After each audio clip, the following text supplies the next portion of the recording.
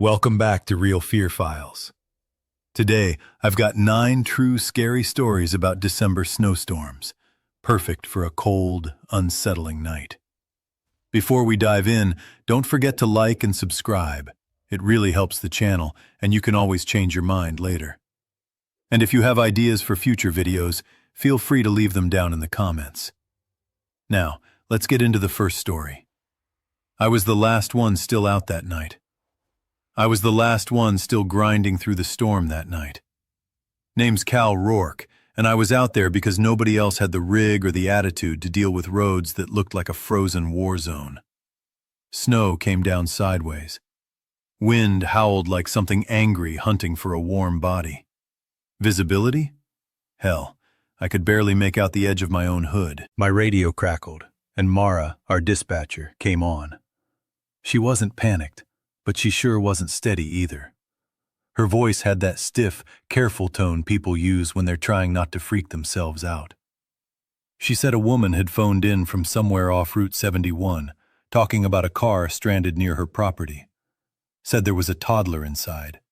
Alone. No plate number, no make, no model. Just that weird, clipped message. Then the signal cut. Just died. And the woman never called back. Mara couldn't even get a clean GPS hit, just a rough dot tossed somewhere near an old stretch of farmland past the turnoff. Place had been empty for years, according to the dispatch notes. The kind of dead farmland where even the wind seems scared to stop moving. Any smart person would have passed it the morning shift, but I was the only one out with chains and four-wheel drive, and if there really was a kid freezing in a car, I wasn't about to pretend I didn't hear it. So I told Mara I was heading out. Took me way too long to find the driveway. Nothing marked it, just a break and some collapsed fence posts and a few trees leaning like old drunks. The road hadn't been plowed in who knows how long, but I pushed the truck forward anyway. I made it maybe halfway down before something metal tore against the bottom of the plow. The whole truck lurched so hard my jaw clicked. I threw the hazards on, climbed out, and instantly sank into snow up to my damn shins. Heavy stuff too, sticky, wet, clinging like it had hands. I expected tracks, tire ruts, footprints, anything that said someone had been out there. But the snow was perfect, untouched, smooth like a blank sheet of paper. No sign of a car ever making it down that drive. Still, I walked. Through the whiteouts in the dark, the house slowly showed itself. Barely a shape at first. A big, old farmhouse straight out of some forgotten century. Roof sagged. Porch slumped. Looked like it was trying real hard not to collapse right on top of itself. But before I got close, I saw the car. A mid-sized sedan sitting crooked, headlights still burning through the snow. Engine running. Parked at a weird angle, like someone tried backing into the trees and gave up halfway. The windows were fogged solid, but I could make out a figure behind the wheel. No movement. I tapped on the driver's window. Nothing. The person didn't flinch, didn't shift, just sat there like a mannequin. I went around to the passenger side and tried the door. It opened easy. Too easy. Heat blasted out, thick and stale, but something else came with it, something sharp, metallic, damp, like wet wool left to rot and rust. It hit the back of my throat and settled there like it didn't plan on leaving. Inside sat a woman. I'd later learn her name was Isla, but right then, she was just a pale, still stranger with her hands welded to the steering wheel. And in her lap, a little kid. Eli, she called him. He was curled against her chest like he was sleeping. The windshield wasn't just fogged. It was a mess of streaks. Marks dragged across from the inside, like someone had run grimy fingers all over the glass. No pattern, just frantic smears.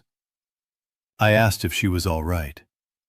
She didn't jump, didn't blink, just turned her head toward me slow, like something rusty trying to move after years. Her expression didn't match the situation. It was weirdly calm, serene. Then she said, "He didn't want to stay in the house anymore." My skin crawled. I asked if she was the one who'd called Mara. Isla shook her head once, real tight. The kid shifted, just a little twitch. She brushed his hair back gently. "He hates snow," she whispered. "It makes him remember." The storm was beating the hell out of me by then. My shoulders dripping, my coat useless. I told her we needed to get somewhere warm, my truck at least. But her eyes drifted past me, like she was staring at something over my shoulder. Then she murmured, "You're early." I froze. Early for what? I tried calling back to dispatch. Nothing but static. I moved around, tilted the antenna, walked a few steps toward the trees. Still static ripping through the speaker like something alive. I went back to Isla, asked again if she'd come with me. No answer. She just held the kid tighter. And that's when I realized something was wrong with him. His skin wasn't just pale. It was washed out, like old newspaper left in the sun too long. No color, no warmth. Then she said, "They're watching you." Every hair on my arms stood up. The farmhouse behind me was pitch black. Not a single light. No movement. Nothing. But when I looked at it, a cold drop slid straight through my spine. That sensation you get when someone's standing way too close, even if you can't see them. I turned back to Isla, asked if someone was inside the house. She said, "They always watch when someone new arrives." My pulse thudded in my ears. Part of me wanted to bail, go back to the truck, call for a full team. But then the kid jerked, hard. His spine arched like a hook yanked him. His arm shot out, fingers wide and stiff. Then he went limp again. Isla didn't react, didn't make a sound. I leaned in, ready to take him, and she made this noise. Half breath, half strain. Low, tense. Her body stiffened, mouth hanging open like she'd forgotten how to breathe. The kid let out a choked little whine. That's when I said I was taking him. Her head turned toward me slow. Too slow. Wrong slow. Like she was studying how humans were supposed to move before trying it. She didn't argue, didn't fight. But her hands were locked around him with unnatural strength. I had to peel her fingers off one at a time. When I lifted him, I saw words smeared into the fogged glass. "He is mine." My blood iced over. I backed out of the car with the kid in my arms. And at that exact moment, the engine shut off. Lights died. Heat vanished. Everything went silent. I turned back. Isla was gone. No sound, no footprints, no movement. Just an empty seat like she'd never existed. I didn't waste a second. I clutched Eli tight and pushed through the snow toward my truck. The storm felt heavier now, like the air itself wanted me to slow down. Snow slapped my face, stuck inside my collar, filled every crease in my clothes. By the time I reached the truck, my fingers barely worked. I set the kid in the passenger seat and slammed the door. Wrapped him in the emergency blanket I kept behind the seat. His skin felt cold. Not winter cold, but something deeper, something that didn't feel alive. But he was breathing, weak, fluttery breaths, but real. I jammed myself into the driver's seat, flicked the heater on full blast, and tried calling Mara again. Still nothing. Only static, eating the signal like something hungry. I glanced at the kid and saw his eyelids twitch. He blinked hard, like waking from a bad dream. Then he looked at me, not confused, Not scared, just knowing. He said, clear as conversation on a normal afternoon, "I told her you'd come instead." My stomach dropped straight into the floorboards. I followed his gaze back toward the driveway. Snow churned in the wind. Nothing else. No lights, no movement, no car. Just white hell swallowing everything. I tried to breathe slow, tried to keep myself steady. Couldn't. My hands shook on the steering wheel. Minutes crawled. Maybe hours. Hard to tell with the storm chewing up the night. I checked the mirrors over and over, expecting to see Isla standing there in the headlights, or some shadow crawling out of the woods. But nothing came. Just snow. Relentless. Thick. Smothering. When the EMTs finally arrived, it was damn near midnight. 2 hours since I'd hauled Eli out of that car. 2 hours of sitting in a storm that felt like it wanted to erase me. They pulled up behind my truck, lights throwing blue and red across the snowbanks. I'd never been happier to see humans. I opened the passenger door and handed the kid off. He kept his eyes on me the whole time. Didn't cry. Didn't talk. Just watched. And as soon as they loaded him into the ambulance, he shifted. Just enough to keep me in sight. Like he wanted to make sure I wasn't going anywhere. I tried telling the EMTs everything. The car, the woman, the so-called call for help. But my words came out scrambled. They told me to warm up in the back of the rig, but I shook them off. I needed air. Needed distance from whatever had just crawled into my night. One of them walked down the drive to check for the sedan. Another followed with a flashlight. Their beams swept through the dark, back and forth, over and over. Nothing. No tire tracks, no engine noise, no fresh footprints except mine. It was like the snow had eaten the whole scene, like the car had never been there. I walked down the drive with them. I knew exactly where it had been parked, angled toward the trees, headlights burning. But when we reached the spot, the only thing there was a smooth blanket of snow.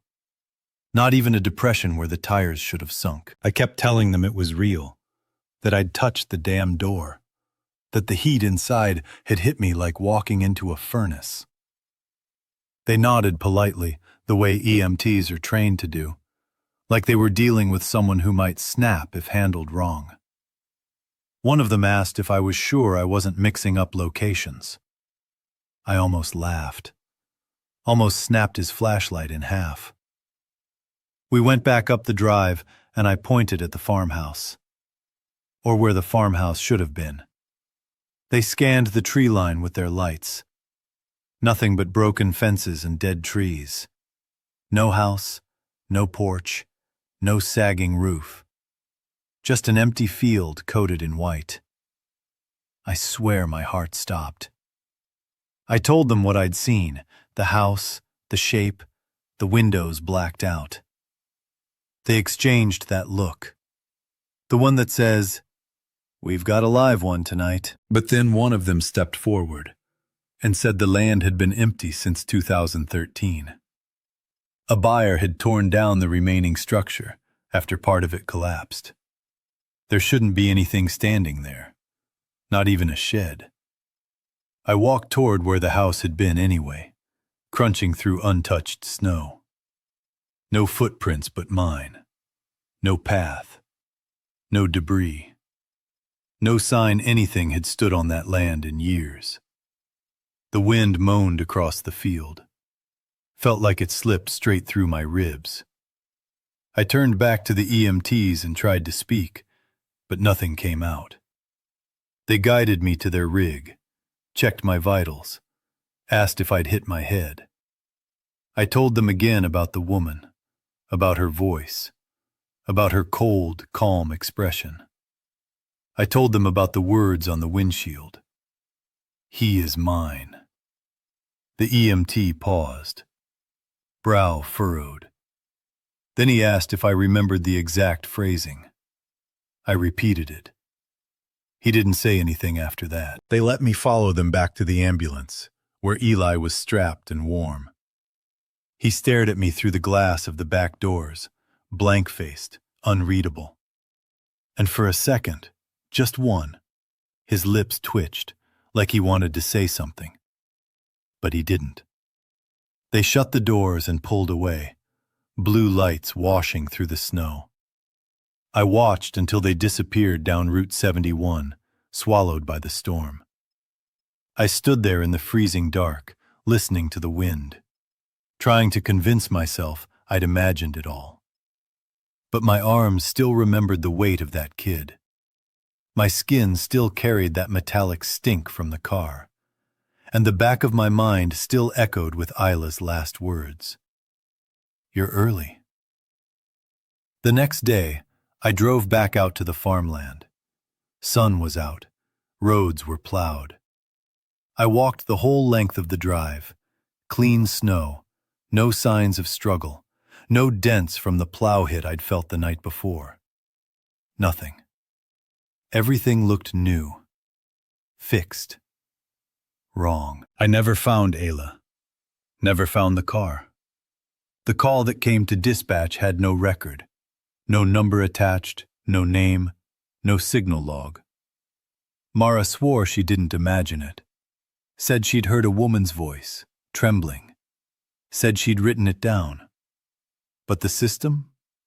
Blank. Like it had never happened. Some nights I still think about Eli's voice. That calm, steady whisper. I told her you'd come instead. And every time I drive past that stretch of Route 71, I swear the air goes quiet. Like the fields remember me. Like they're waiting. Just like she said they would. I've spent damn near my whole adult life doing road work. 12 years of it. Not glamorous, not the kind of gig people expect creepy stories from. Mostly just cold mornings, long empty highways, and whatever mess Mother Nature feels like throwing in our faces. My home base was Harlow Glen, that little forgotten slice of upstate New York nobody draws on the map unless they're bored. Just pine, snow, and silence. Our crew was tiny, 4 of us total, trying to babysit miles of rural road threading between quiet towns that didn't bother with outsiders. My main stretch was the 26 miles between Brindle Hollow and Lake Renshaw. Gorgeous in July, a straight-up punishment by December. Lake-effect storms hit that road like they had a personal vendetta. That week before Christmas? Brutal. Storm after storm with no breathing room. By the day it went down, snow had been pounding us for hours. Big sideways blasts, whiteout creeping in fast. It got bad enough we had to call the plows off the road. And when the plows tap out, you know you're in trouble. Around 9 that night, my radio crackled. Dispatch said a woman named Mrs. Lang over near Rowan Spur Road had phoned in. She said there was a pickup sitting in one of the trailhead pull-offs. Lights off, motor dead. Hadn't budged in over an hour. She also mentioned hearing some kind of loud bang echo through the hills. Just one. Not a crash. Not gunfire popping off twice. Just one sharp hit from nowhere. Then dead silence. I remember raising an eyebrow at the mic. Could have been anything. Branch snapping, some idiot hunter firing into the dark, ice shedding off a heavy limb. Nothing worth panicking over, but I was already out there checking for visibility signs, and I wasn't far from that pull-off. So I figured I'd swing by. The road was pure white. No tracks except the ones my truck carved as I crawled through the drifts. The storm was hitting hard. Even with the high beams blasting, I could barely see 10 feet ahead. It felt like staring into a glowing bedsheet. Every flake bounced the light right back in my face. The pull-off was that old horseshoe-shaped gravel pit cut into the woods. Hikers used it in the summer to start toward the preserve. In winter, it turned into a snowy sinkhole. When I turned in, my tires dipped deep into packed snow, the truck shifting under me like it wasn't thrilled to be there. The whole spot looked untouched. Quiet. Hollow. A white bowl under trees sagging with ice, except for the one truck. It was an older pickup, dark maroon, backed up under the wooden shelter where the trail map usually hung. Snow had piled over the bed, halfway swallowing it. Looked like it had been sitting there a long minute, which felt wrong. People don't abandon their rides in a storm like this. Not out here. And if they do, they leave a note or call someone. I rolled up behind it, kept my engine going, and stepped outside. The wind hit me like it had been waiting, sharp, aggressive cold that sliced through every crack in my gear. I zipped my jacket up to my chin and trudged toward the driver's door. Every step sank past my ankle, the snow making that tight, squeaky crunch as I moved. I knocked on the window, just a dull thud under all the storm noise. "Hey," I called out. "You all right in there?" Nothing. No shift. No light. Just the storm pressing in on everything. I grabbed the handle. The door opened like it had been unlocked forever. And then I saw it. A shotgun lay across the guy's lap. Stock resting against his hip, barrel angled up. His right hand was touching it loose, like he'd forgotten to put it down. His body leaned forward a little, not dramatically, just enough that I couldn't see his face from where I stood. My gut clenched. I stepped back without even thinking. I don't spook easy, but something about that stillness. It was wrong. Thick, heavy, like the air itself didn't want to move. I circled in front of the truck, boots pounding faster now, and shined my flashlight through the passenger side window. That's when everything inside me went cold. He didn't have a face. The blast had gone upward, not backward. The top half of his skull was just gone. But the rest of him? Still sitting upright, like whatever happened didn't even knock him off balance. No seatbelt, no bracing, no slump into the wheel. It was like he'd been propped there, held in place by something I couldn't see. And then I noticed the snow. Snowflakes drifted into the cab, but not from any open door. Not yet. They were falling straight down from above. I tilted the flashlight upward. The wooden shelter roof had a chunk ripped open right above the truck. A big, jagged gap, clean edges, raw timber. Not splintered like a branch fell through. Not peeled like something heavy crashed in. No.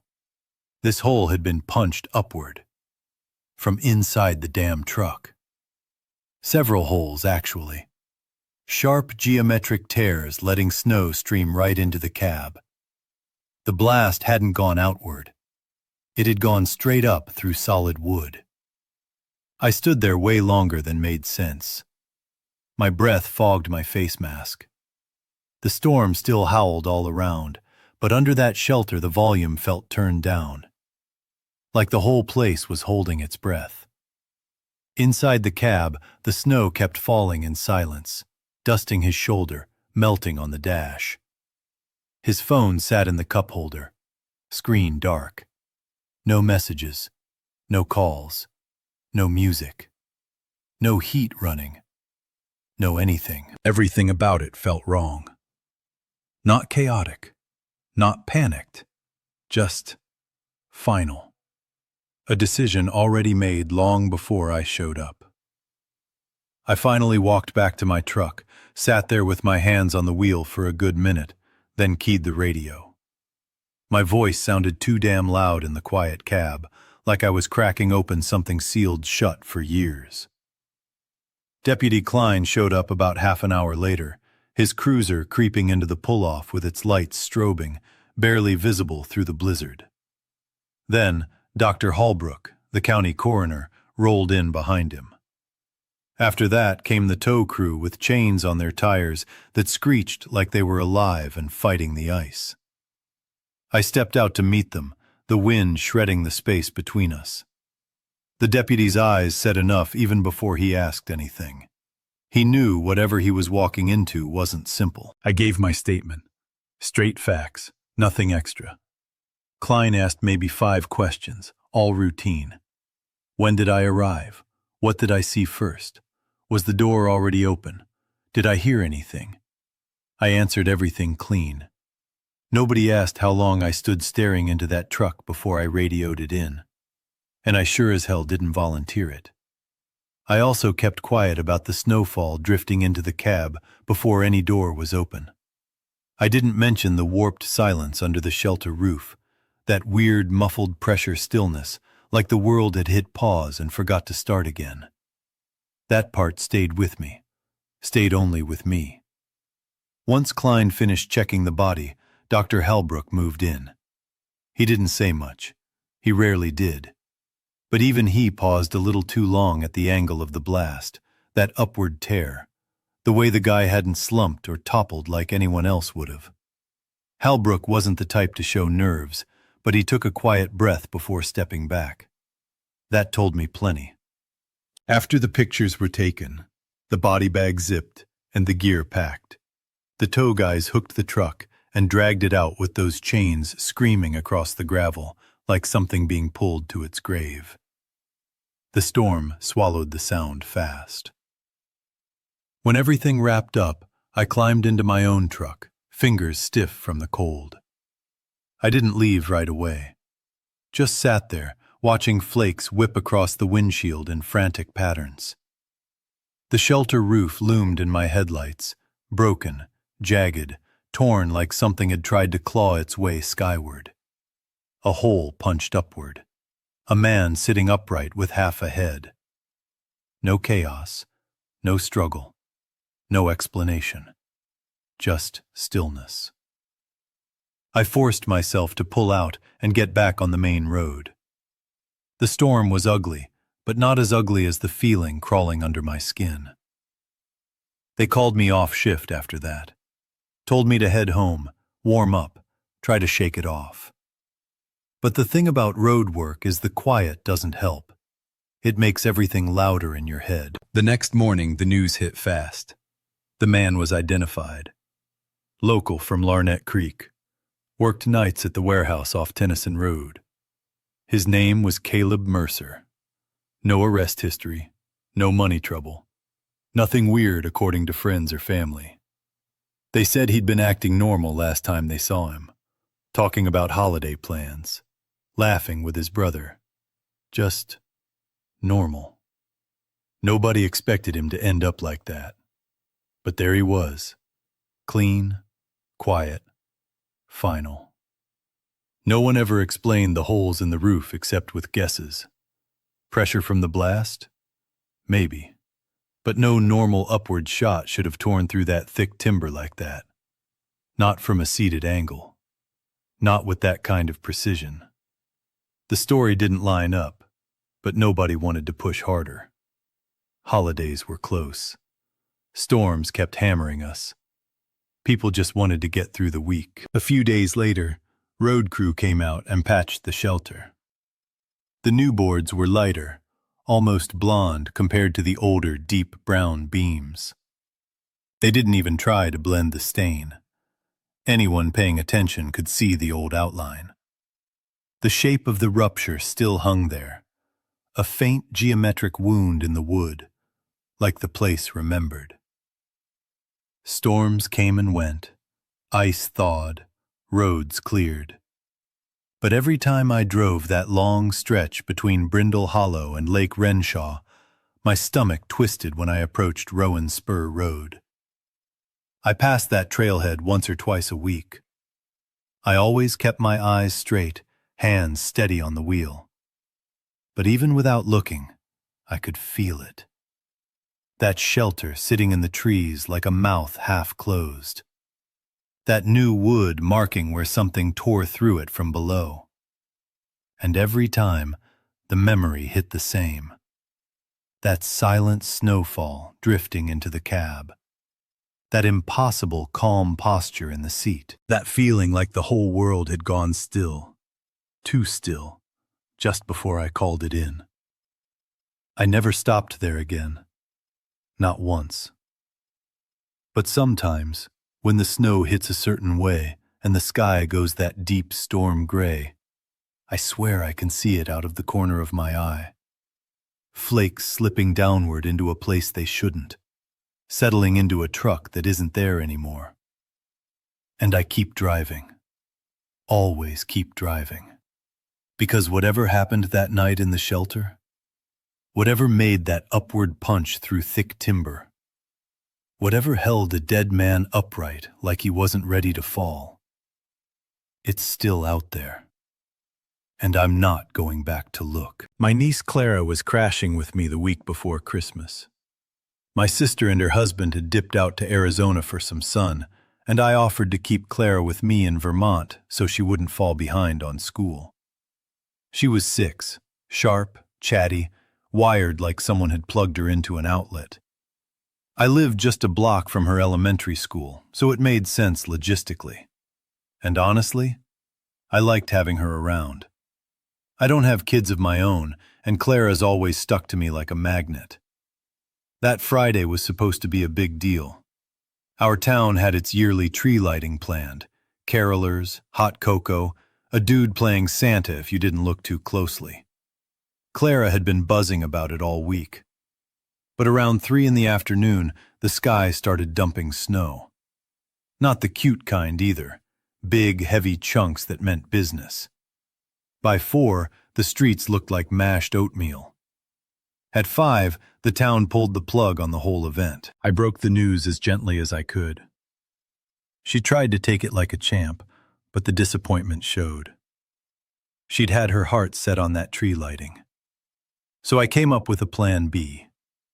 There was this tiny lot beside a church a couple blocks away. Every year they sold last-minute Christmas trees there.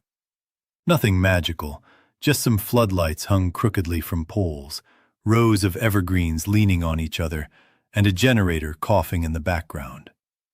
But it was something. I told Clara we'd go pick out our own tree, make our own little celebration. Her mood flipped instantly.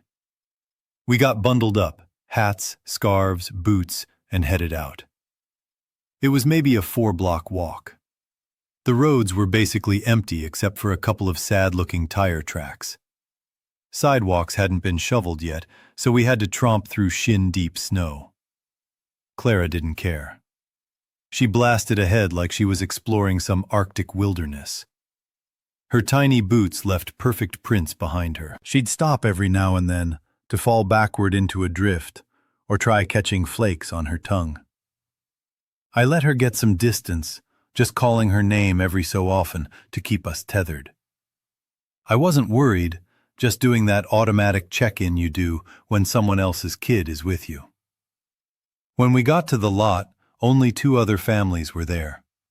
The whole place smelled like pine and gasoline from the generator in the corner. The lights flickered every few seconds, but held steady enough to see. Clara lit up instantly. She zoomed between trees, shouting out everyone she liked, which ended up being nearly all of them. I stayed close, watching her bounce from row to row, never drifting too far. I even pulled my phone out and snapped a couple pictures of her footprints weaving through the snow.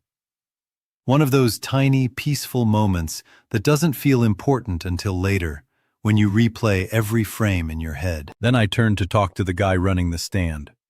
His office was basically a plywood shack pretending to be a booth. He looked mid-30s or 40s, heavy-set, big beard. He gave me a nod and asked if I needed help. We chatted for maybe 20 seconds. Prices, weather, whatever. When I turned back, Clara wasn't there. Not hiding, not wandering, just gone. Like someone erased her. At first, I didn't take it seriously. I called her name once, twice. Then I walked fast to the row she'd been in, figuring she'd looped around behind a tree. But there was nothing. Just empty space and the snow drifting sideways. Then I saw the tracks. Hers, small, light, playful. And beside hers, deeper ones. An adult. The stride was different, more deliberate. Both sets moved together, heading out of the lot toward the sidewalk. My stomach dropped so hard, I swear I felt the ground tilt. I followed the footprints until they disappeared into a mess of tire tracks near the curb. After that, the snow was too churned up to read anything. I looked up, scanning the street, and that's when I saw them. Across the intersection, under a buzzing street lamp. A tall guy in a thick coat, hood pulled low, and Clara beside him. Not running, not screaming, just walking near him. His arm hung down, but I could see it, his hand clamped around her wrist, low enough that it wouldn't look weird unless you knew what to look for. Someone else might have thought it was a dad and daughter crossing the street. I knew better. I shouted her name. Clara jerked her head around instantly. Her hood slipped back a bit from how fast she moved. She froze. The man stopped too. I yelled again, louder, telling her to come to me, to let go of him. She didn't run. Not yet. Neither did he. He didn't even flinch. He just stared at me. His face was pale under the hood, beard patchy, probably mid-40s.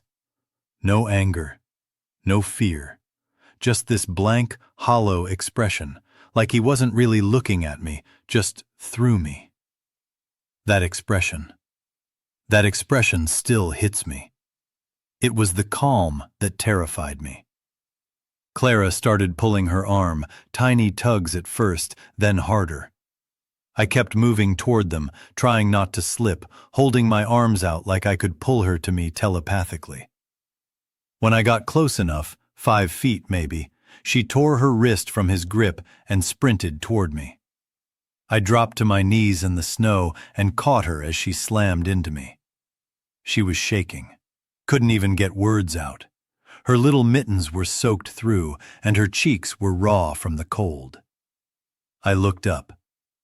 The man was already walking away, not running, not glancing back, just strolling off like he had nowhere important to be. And that's when I saw the second man. He stepped out from behind the bus shelter, like he'd been waiting, hidden. I hadn't seen even a shadow of him before. He joined the first guy, no words, no look exchanged, and they walked off side by side. Calm, casual, like it was nothing. That chilled me in a way I can't explain, because that meant it was planned. I scooped Clara up, half carrying her back toward the tree lot. The wind ripped through my jacket, snow stinging my face, but I didn't care. The guy from the shed came out, blinking, confused. What's going on?" he asked. His eyes darted, taking in the snow, the empty lot, but he hadn't seen a thing. I was already fumbling with my phone, dialing 911. Fingers stiff, almost numb, fumbling the screen. Clara leaned against me, still trembling, shivering so hard I could feel it through my coat. The officers arrived fast, their lights flashing against the snow. I gave my statements, short, sharp, no extra words. Clara, finally finding her voice, told them everything. She said the man had approached her first, claiming he needed help finding his dog. Sweet, believable, until he grabbed her wrist. Then she froze. She told me the part that still burns in my mind. He said he didn't like the way my eyes looked, she whispered, and I could see it in her small face, even now, years later. The cops took that seriously. One of them explained something that etched itself into my memory forever. This wasn't a random act. 2 men. One approaches, acting lost or confused. The other hangs back, invisible until the first man makes a move. If anyone notices, the first man disengages. If no one intervenes, the second man is ready. It's deliberate, rehearsed. Witness details get scrambled. It's methodical. That realization hit me like a punch to the gut. This wasn't luck. It wasn't a weird chance. It was planned. I carried Clara back home. She was still trembling in my arms, muttering little hiccups of fear. I held her tight, warming her up, wrapping her in blankets, rocking her gently until the shivers subsided. Her cheeks were red and raw, her mittens damp and cold. Every time I glanced at her, I saw that fleeting panic flicker in her eyes. Weeks passed, and the city was quiet again. I moved us to a different neighborhood not long after. Something about staying close to that intersection, knowing how close it came, was unbearable. I couldn't drive past that street, past the bus shelter, past the tree lot, without my stomach knotting and a cold weight settling in my chest. Clara. She never got over it completely either. 2 years later, she still flinches at snow, still avoids corners where she can't see ahead, still jerks her gaze when someone approaches too casually. Every winter, when the first heavy snow falls, her body tightens. And I can't blame her. The memory of those footprints, hers, skipping, playful, next to deliberate adult strides, is burned into my mind. The way they blended into the churned snow at the curb, hiding the direction, hiding the story. And that man's face, blank, pale, bearded, mid-40s, utterly unreadable. Calm, like none of this was a surprise. Like he had rehearsed it all before stepping into the falling snow. The second man, hidden, waiting, ready. Even now, when I walk Clara to school or just pass a street corner on a snowy day, I can see them again in my mind. 2 men, coiled, patient, calculating, watching, waiting. I tell Clara she's safe. I hold her hand tight. I don't ever let her walk alone in a lot, near a street corner, under flickering lights, or near shadows where someone could hide. But I know it's only partial comfort. That night in the snow left a mark that nothing can erase. Sometimes when I close my eyes, I see him, the one who grabbed her wrist. I see how calm he was, how normal he seemed, like it wasn't a crime at all. Just a man walking with a child, blending into the snow, melting into the night, leaving no one to question him. And I think about the second man, just stepping out of hiding as if it were nothing, like it was all rehearsed, all part of some silent plan that goes unseen until it's too late. Clara's little hand in mine reminds me how fragile normal is, how quickly it can shatter. A joyful walk to pick out a Christmas tree turns into a frozen nightmare, the kind that sticks to your skin, crawls into your bones, and never leaves. I moved to a different neighborhood, yes. A safer one, away from that corner, away from the snowbanks where shadows could hide. But every winter, the flakes still trigger something. A quick inhale, a flash of panic in her eyes, a memory of a blank face staring through the storm. I see it now. The footprints, the skipping of a little girl, the steady stride of men who shouldn't be there. And I know what the officers told me is true. It's a pattern, a method.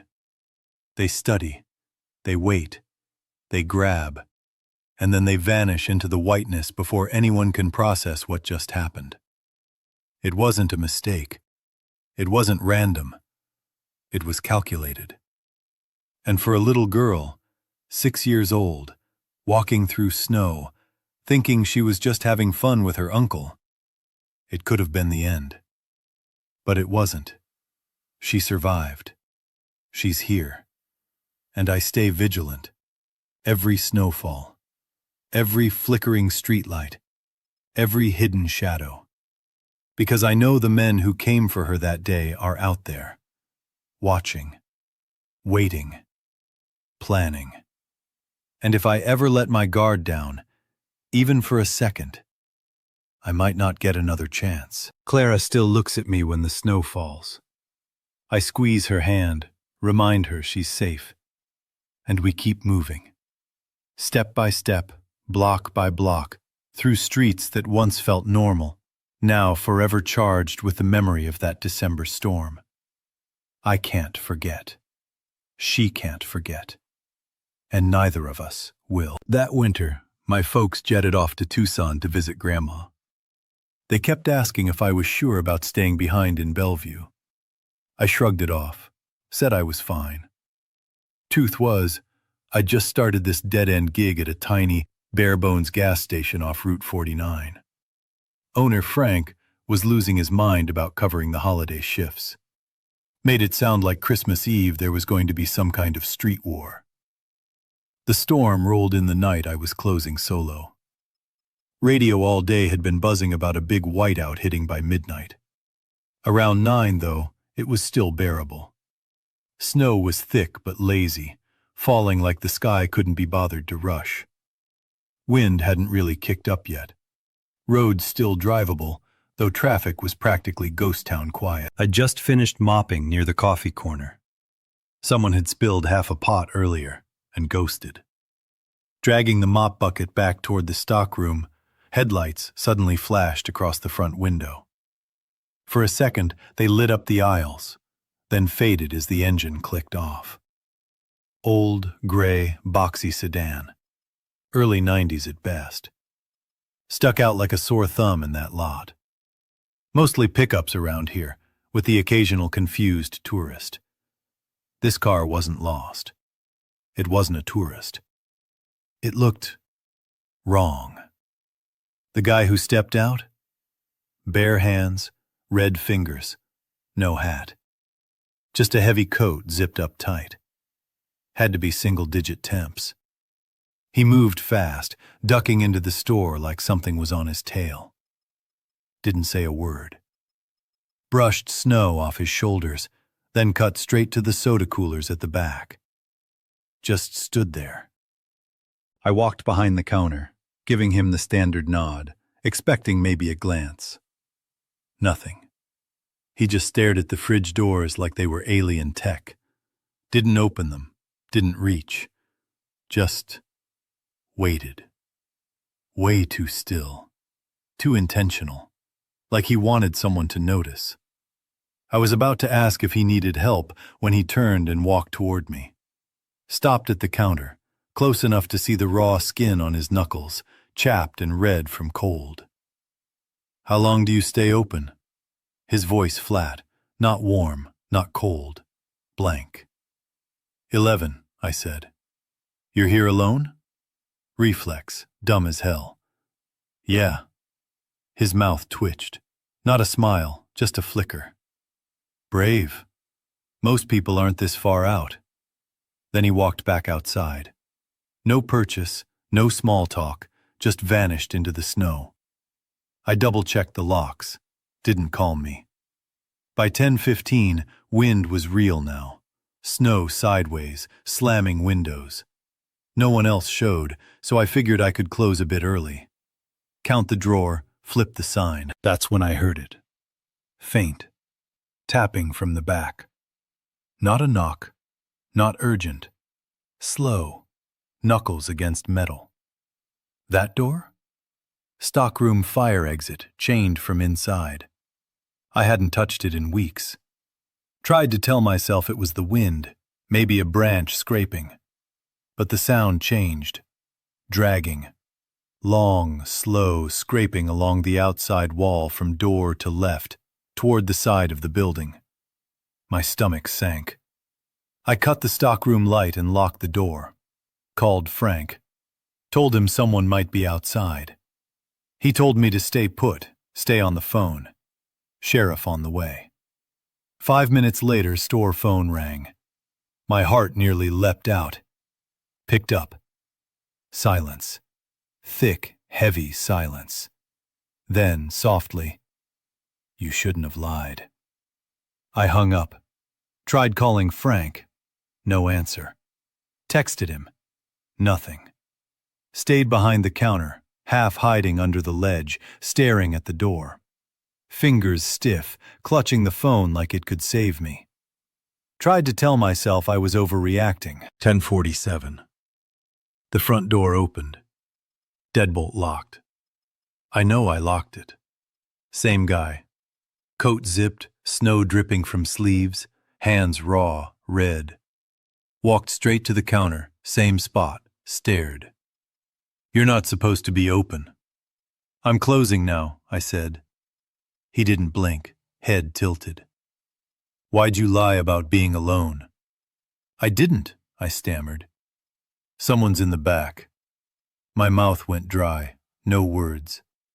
He leaned slightly, voice soft. "Tell them they don't have long." Then back outside. Emergency button under the counter? Slammed. Nothing. No buzz, no light, no signal. Then the lights went out. Not flicker, just gone. Pitch black except for the dim red exit sign. Phone? Dead. 911 wouldn't connect. I ran to the door, slammed the deadbolt manually.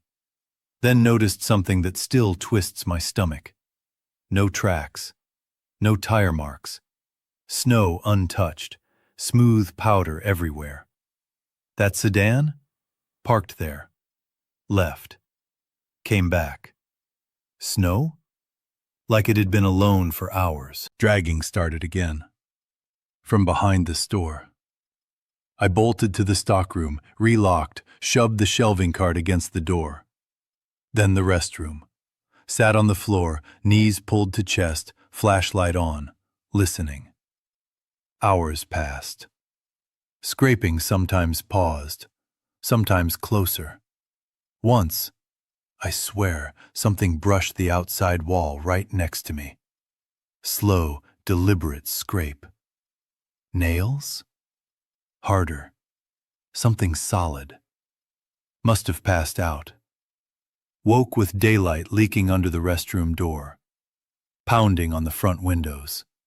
Sheriff. Relief flooding me, half sick with fear. Frank had tried all night. Drove to the station when calls failed. Deputy sent out immediately. Power flickered back on while I slept. Everything looked normal. Except the back door. Scratches. Dozens. Long, short. Around handle, hinges. Deep gouges. Not there before. Still no tracks. No footprints. Smooth, untouched snow. I quit that morning. Left a voicemail. Didn't take the last check. Never figured out who that man was. Since that night, I don't stay alone after dark in December. Ever. The memory of that night in Bellevue still sticks in my chest. But the winter after, I tried to move on. Tried to tuck it into the back of my head where it couldn't bite. 2 years later, Clara's incident still haunts me too. That week before Christmas, I was watching my niece Clara while her parents soaked up Arizona sun. She was 6, bright as a new penny, a whirlwind that somehow never ran out of gas. I lived a block from her elementary school, which made sense, and I liked having her around. I don't have kids of my own, and Clara had this way of gravitating toward me. That Friday was supposed to be big, annual tree lighting in the park. Carols, hot cocoa, a Santa who looked halfway legit if you squinted. Clara had been buzzing about it all week. Then, around 3 in the afternoon, snow slammed down hard. Big flakes, wet and relentless. Roads were already mush by 4, and at 5, the town canceled the event. Clara's face fell. I tried to soften it, but the kid was crushed. So I improvised. A few blocks away, a church lot sells last-minute Christmas trees every year. Not fancy, just crooked rows of pines on cleared ground, a couple of floodlights strung from poles. I told Clara we'd make our own little adventure, just the 2 of us, pick a tree ourselves. Bundled up, we trudged the 4 blocks. Sidewalks unshoveled, snow soft and deep. Clara ran ahead like it was a game, leaving neat prints behind. She'd flop into a snowbank every now and then, try to catch flakes on her tongue. I followed at a distance, calling out now and then, mostly out of habit when you're responsible for a kid. At the lot, Maybe 2 other families wandered around. Smell of pine, exhaust from the generator in the corner. Lights flickered, but did the job. Clara lit up instantly, darting between rows, calling out every third tree as her favorite. I stayed close, taking pictures of her footprints weaving between trees. Calm, quiet moments, until they start replaying in your head later. I turned to the guy at the checkout shed. Plywood, a handful of hope. Heavyset, bearded, 30s or early 40s.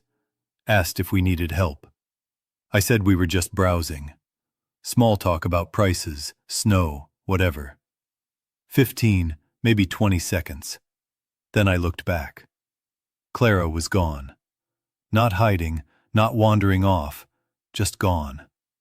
My gut dropped. Called her name, louder. Walked faster down the row she had been in. Nothing. Just empty space between trees, swirling snow. Then I saw the footprints. Hers. Small, skipping, playful. And next to them, big, deliberate adult prints. Both sets headed the same way, out of the lot, toward the street. Followed them until they faded into tire tracks at the curb. Couldn't tell where they went after that. Then I saw him. Across the intersection, under the streetlight. Tall, hooded coat pulled low. Clara was right there, not held but close. His arm down, holding her wrist just enough to seem normal from a distance. Dad and kid crossing the street. Could have fooled anyone, but my gut screamed. I yelled. Clara snapped her head around. Hood slipped back. She saw me stop.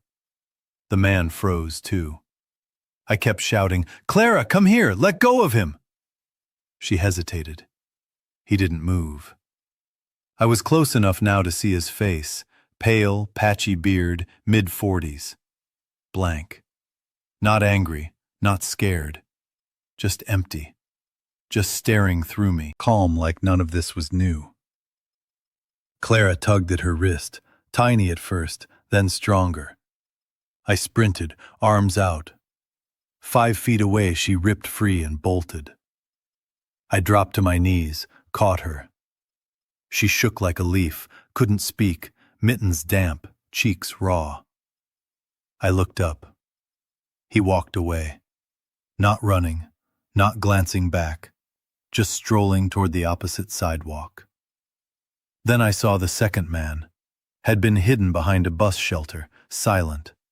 Stepped out as the first passed. No handoff, no words.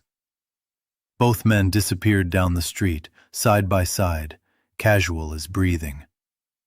Shiver ran down my spine. Planned.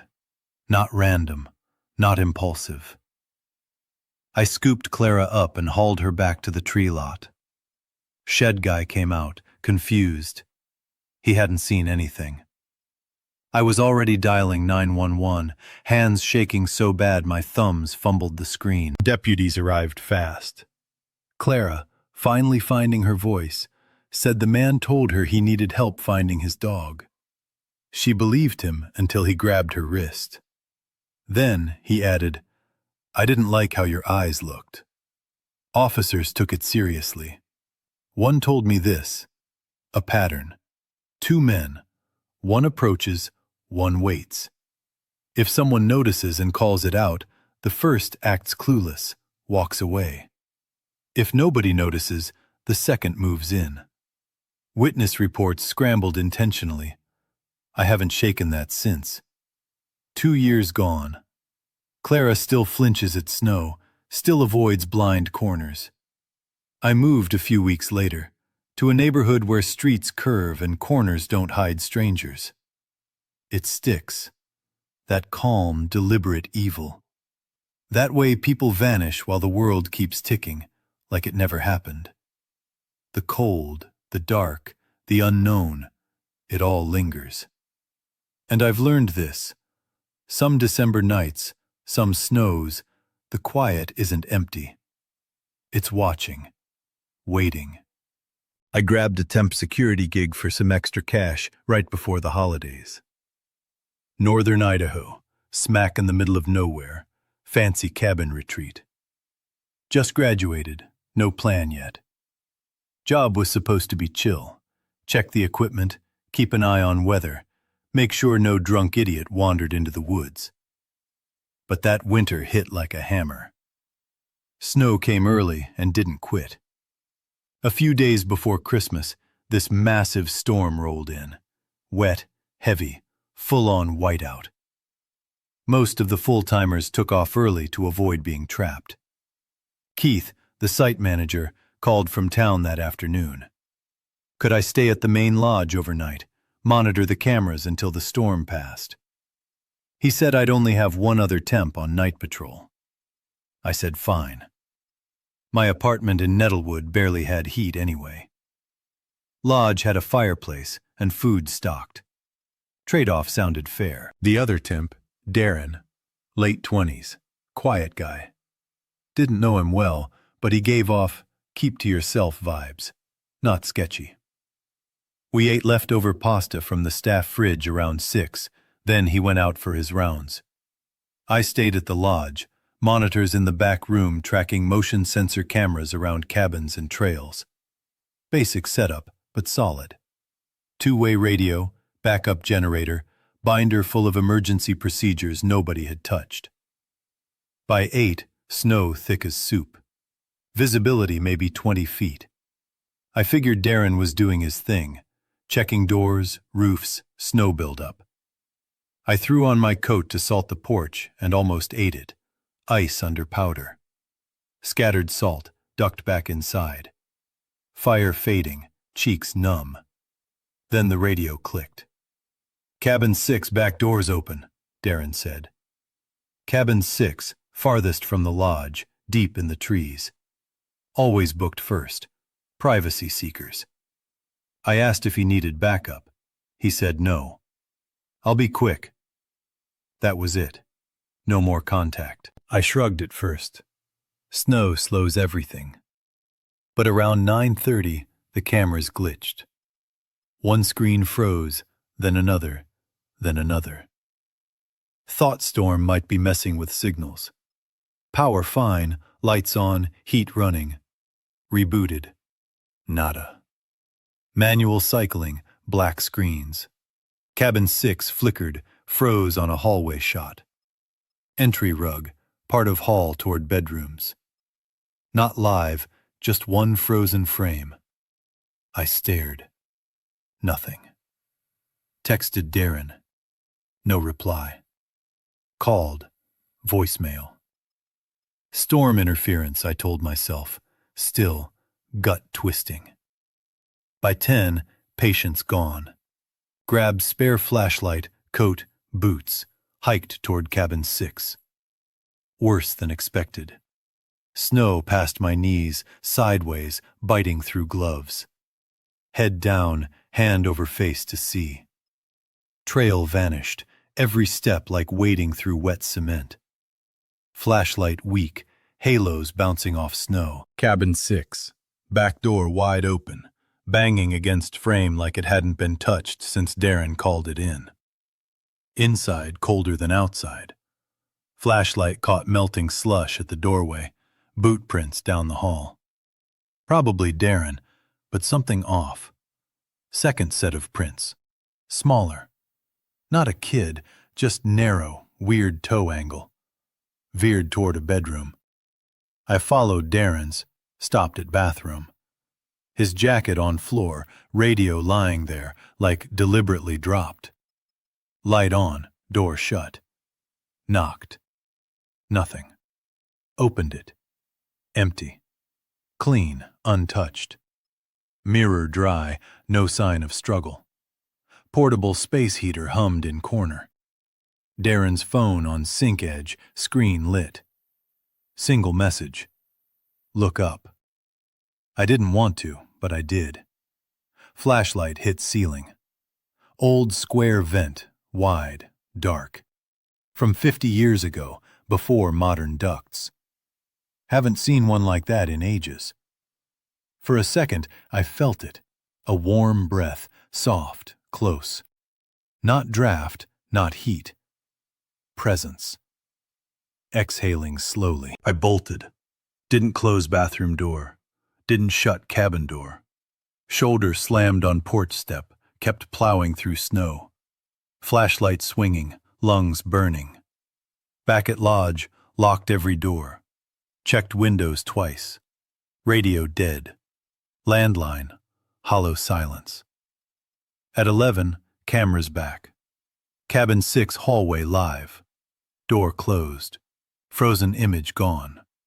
Nothing for a minute. Then someone crossed the hall. Fast. No face, dark coat. Not Darren. Wrong build, different coat. Enough. Old snowmobile in shed, emergency only. Never used it before.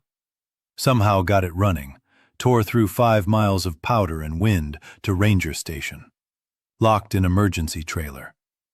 Next morning, rescue crew went back up. Found Darren behind cabin 4, face down, frostbitten, barely alive. Remembered nothing after stepping into cabin 6. Last thing?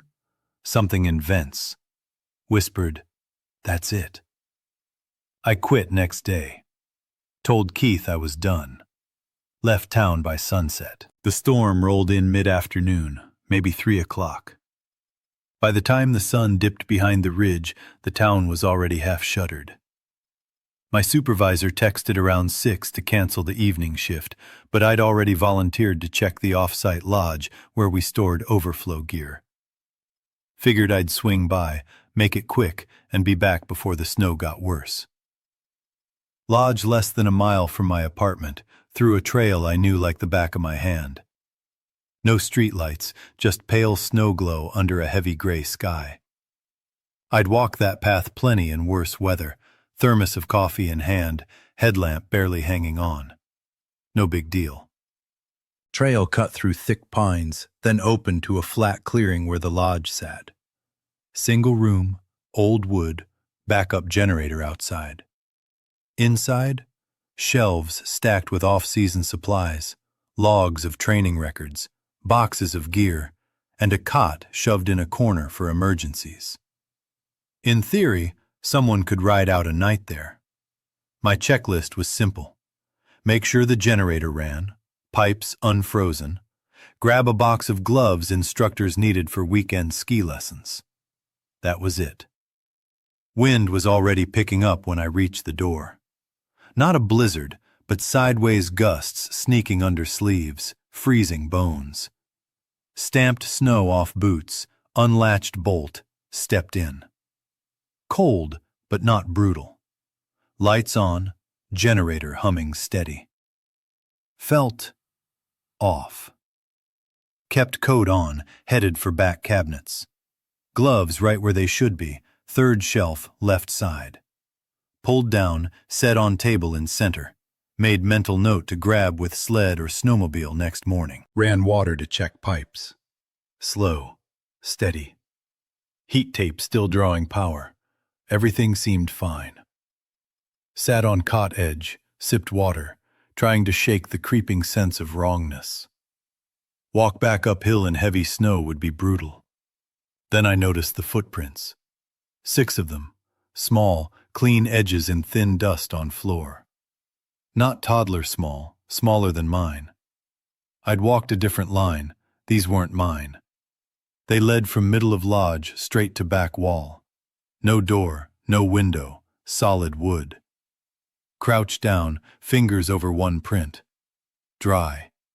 No melt, no smear, just vanished. I froze. Ears straining for movement, any whisper, creak, breath. Wind scraping shutters, nothing else. Not exactly scared yet, just tense. Pulled out phone, aimed for a pic to show maintenance later. Lifted phone. Prints gone. Like they'd never been there. Walked closer, checked floor. Nothing. My boots still leaving wet slush trails, other prints gone. Shoved back of neck, maybe shadows, weird lighting, brain filling gaps. Reached for water bottle. Gone from crate by wall. On table now, next to glove box. Same cold, same mine. Whatever. Drank. Outside, wind rose, sharper, meaner than before. Decided to wait an hour before heading back. Trail settling, less chance of faceplant. Unzipped coat halfway, gloves off. Lodge warmer than expected, almost wrong.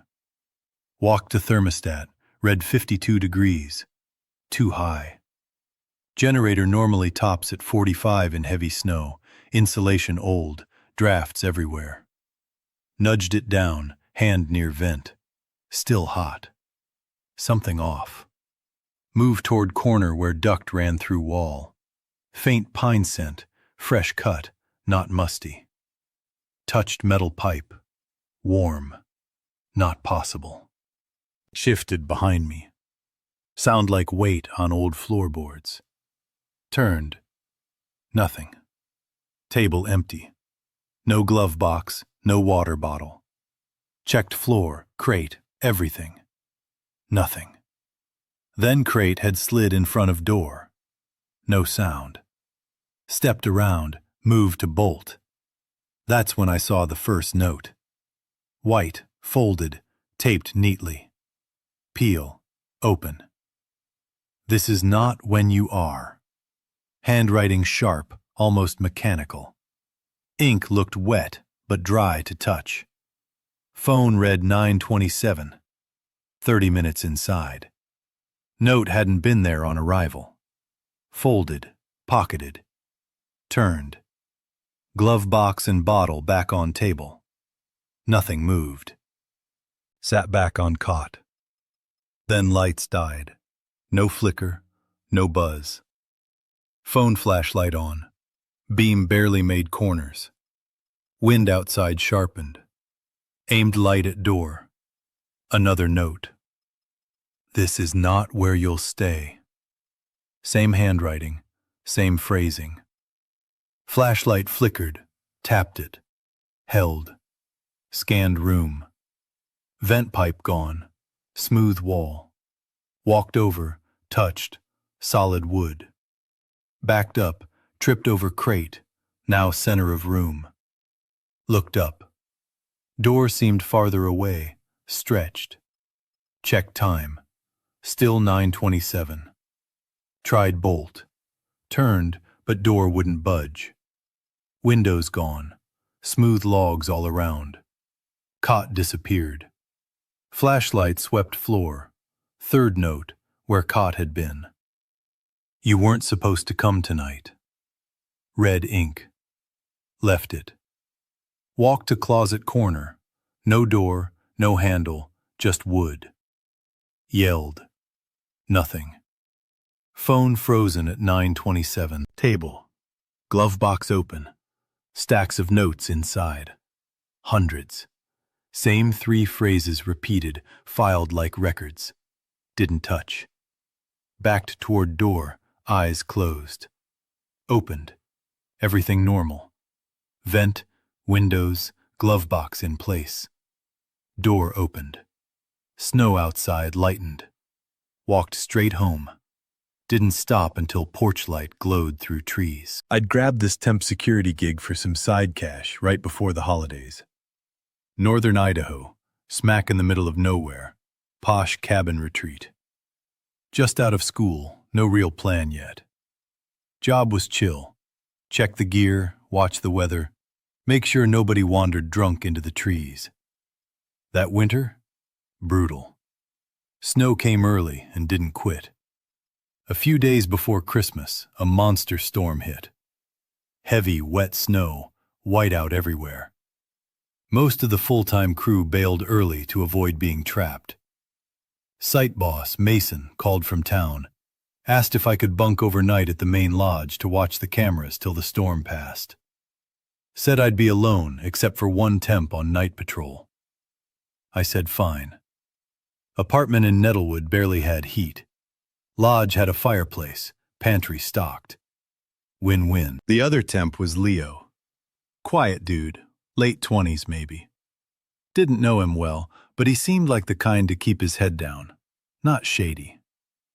We grabbed leftover pasta from the fridge around 6, and then he headed out for his hourly rounds. I stayed inside. Back room had monitors hooked to motion sensor cameras scattered across the cabins and trail. Basic setup, solid. Also a two-way radio, backup generator, and a binder with emergency procedures nobody ever cracked. By 8, snow was thick. Couldn't see more than 20 feet outside.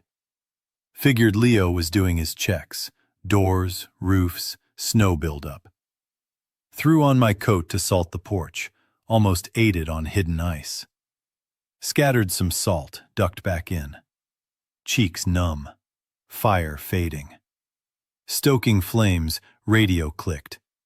Cabin 6, back doors open. Leo's voice. Looks like the wind blew it. Cabin 6, farthest out, tucked at property's edge. Usually reserved for privacy seekers. I asked if he wanted backup. No, I got it. Be quick. That was it. Didn't hear from him again. At first, didn't think much. Storm slowed everything, muffled it. Thought he'd pause to wait out wind. By 9:30, camera feeds went weird. Not all at once, gradually, one screen at a time. Storm fried the signal? Power fine. Lights on, heat steady. Rebooted system. Nada. Manually cycled cameras. Most black. Cabin 6 flickered, froze on one frame. Hallway, rug, start of the hall to bedrooms. Not live, just still. Texted Leo. No reply. Called. Voicemail. Storm messing with reception, I told myself. Still, gut twisting. By 10, I gave up. Grabbed spare flashlight, pulled on coat and boots, trudged toward cabin 6. Worse than expected. Snow past my knees, whipping sideways, stabbing gloves. Head down, one hand over face. Trail gone, each step slog through wet concrete. Flashlight barely cut through dull halos in snow. Got to cabin 6. Back door still wide open, banging lightly like it hadn't been touched since Leo's radio call. Stepped in. Heat dead. Inside colder than outside. Flashlight caught melting slush and boot tracks. Probably Leo, but something off. Second set of prints. Smaller. Not kids. Narrow, weird toe angle. Veered toward bedroom. Followed Leo's.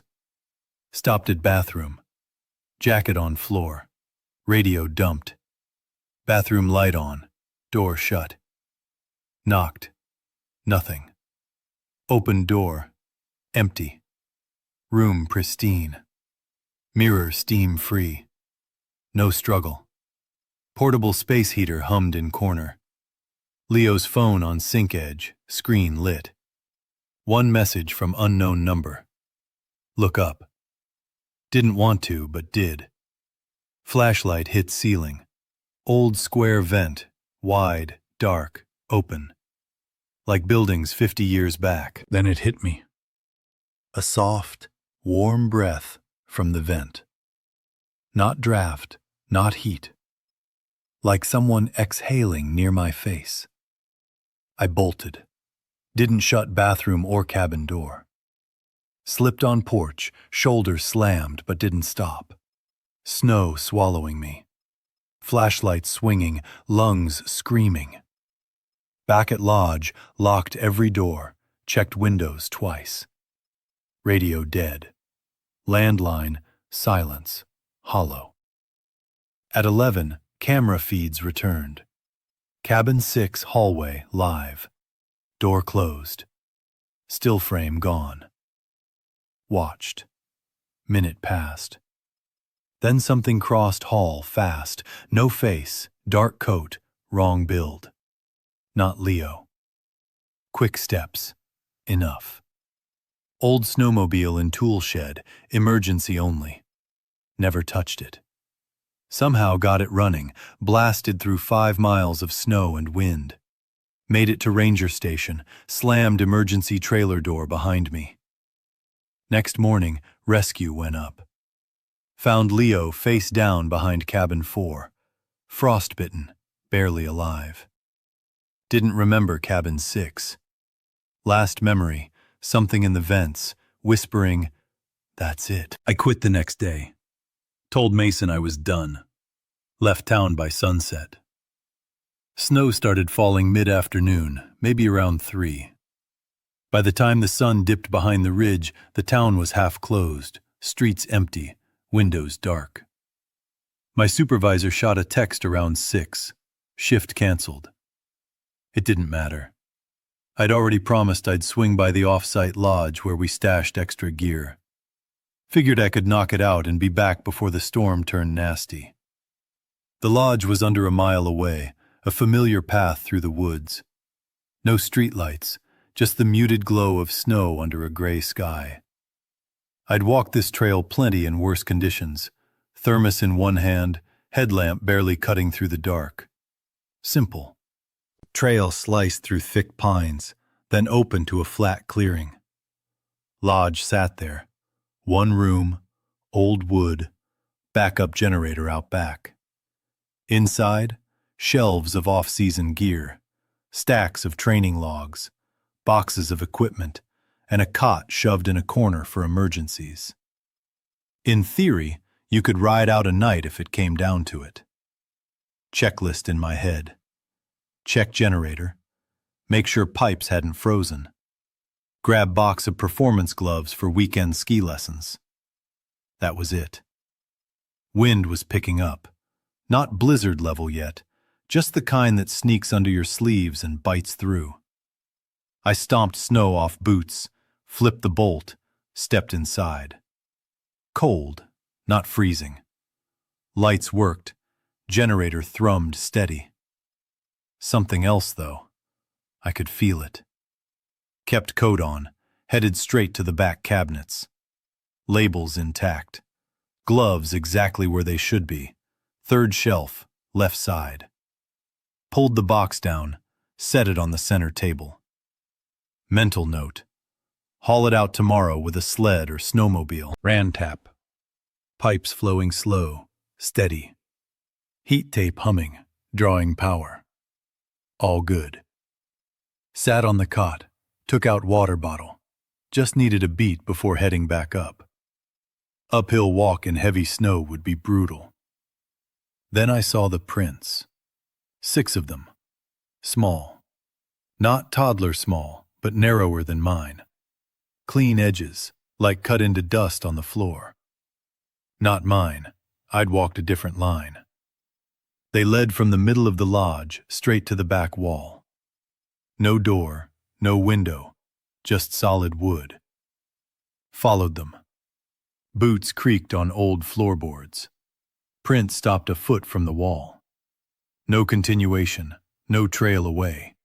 Just stopped. I crouched, ran fingers over one. Dry, no melt. Clear mark of someone standing, then gone. Stood there, listening, heart pounding. Any noise? Footsteps? Breath? Just wind scraping the shutters. Nothing in the lodge felt wrong. Still, something was off. Locked bolt on way out. Not scared yet, just aware. Didn't like having no reason for my gut twisting. Pulled out phone, aimed to snap photo.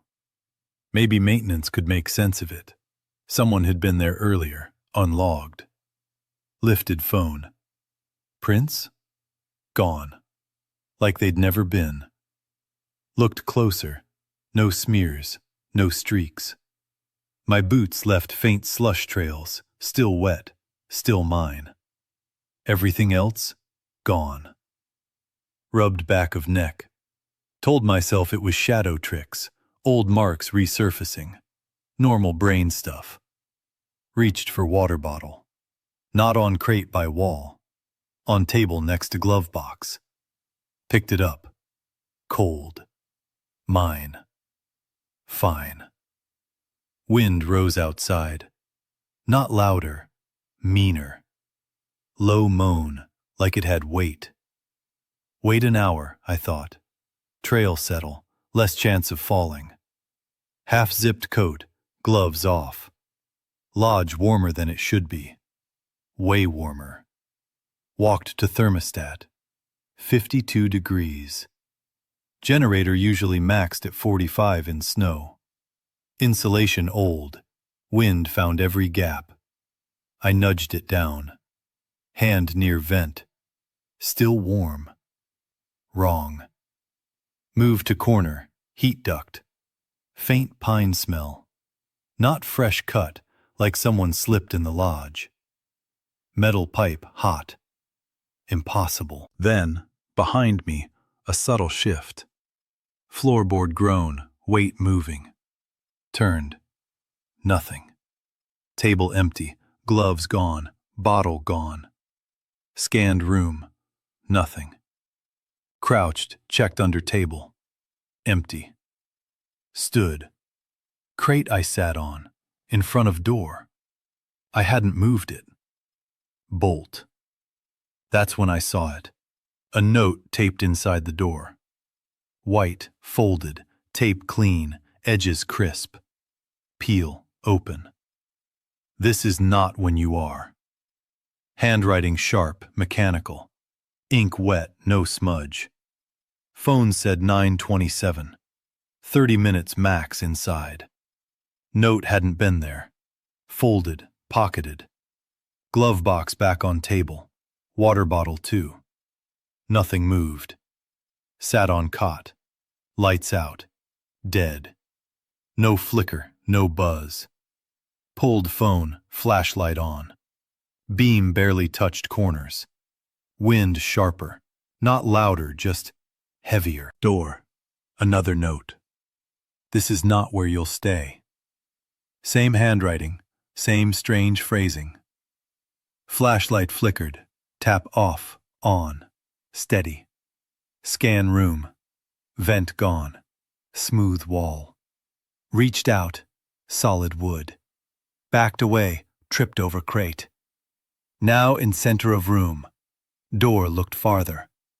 Same wall. Frame. Stretched. Checked time. 9:27. Tried door. Bolt slid. Handle turned. Handle turned, but door didn't budge. Looked to window. Gone. Just wood. Cot gone too. Floor swept with light. Third note where cot had been. You weren't supposed to come tonight. Red ink. Unfolded. Walked to wall where closet should be. No door, no handle. Just wood. Yelled. No answer. Needed to hear my own voice. Phone still, 9:27. Off? Nothing. Back to table. Glove box is open. Inside, stacks. Dozens, maybe hundreds of notes. Same 3 phrases, filed neat like records. Didn't touch. Closed eyes, braced. Opened. Everything is normal. Vent there, windows there, glove box untouched. Tried door. Opened. Outside, snow softened. I didn't look back. Walked straight home, boots sinking in half-frozen drifts, until porch light cut through the trees. The library was shutting down early 'cause the storm was rolling in. I'd hung back after class, retaking that damn history test I'd flunked. By the time I pushed open the doors, the sky was already gone, swallowed by night. Our town's tiny. That kind of tucked-away New England place where everyone knows what car your uncle drives, and people barely lock doors outside of tourist season. Dad's truck had died that morning. Dead battery or something. He was already grumbling about it, so I didn't ask for a lift. Walking it was. Done it before. 2 miles from school to our place, cutting through the right streets.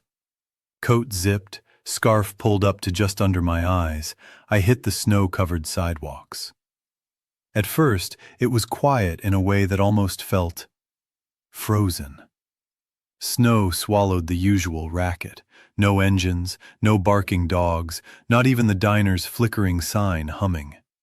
Just me, boots crunching, air cold and sharp. Hitting the hill past the post office, I spotted a truck up ahead. Parked halfway up the block, engine running, headlights hazy through falling snow. Old Ford. Muddy, dented bumper, tires buried a little in the snow like it had been abandoned. Parked at a weird angle, half street, half curb, like someone quit mid-turn. As I passed, I glanced in. Windows fogged.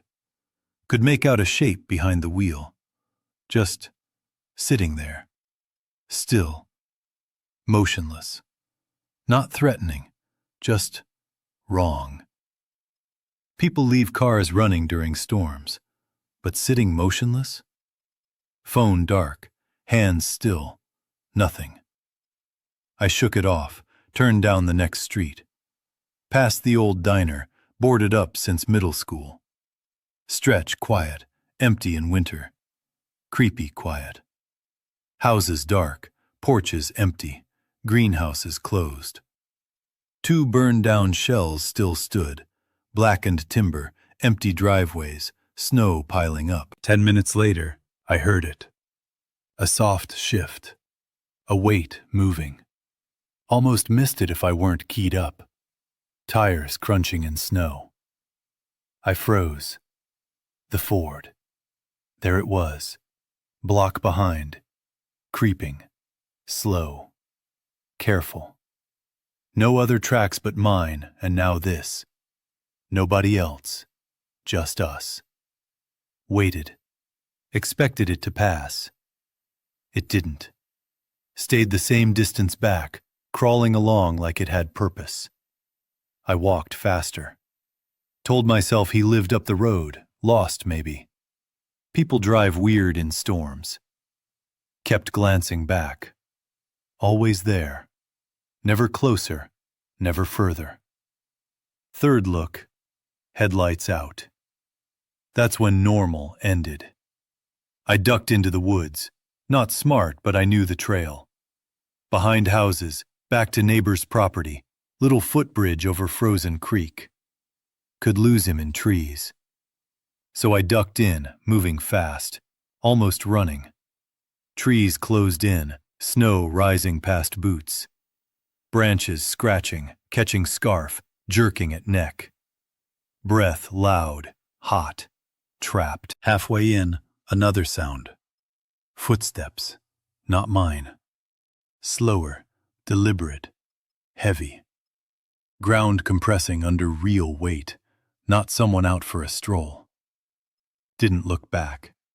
Veered toward the old water tower. Off trail, snow deep, slipped twice. One fall slammed hip, teeth clacked. Scarf snagged on branch, yanked free, neck stinging. Water tower loomed on hill, chain link fence sagging, small utility shed beside it. I pressed against the shed, quieting my breathing. At first, nothing. Just wind rattling through bare branches and heart hammering in my chest. Then it came. Crunch. Pause. Crunch.